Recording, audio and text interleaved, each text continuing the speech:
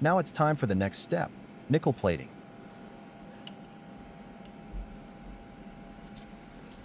We're submerging our copper-plated pendant into the nickel solution, where it'll get that clean, chrome-like finish.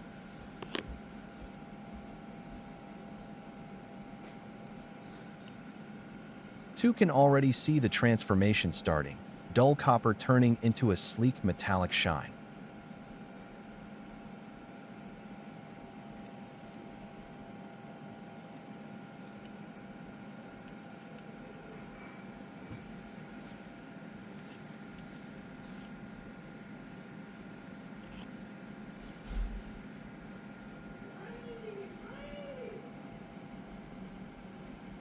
We'll let it plate for a while and check back soon.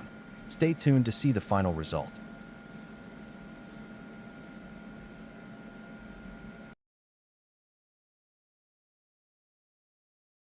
Up next, we're going for gold, literally. Stay tuned. You don't want to miss this transformation.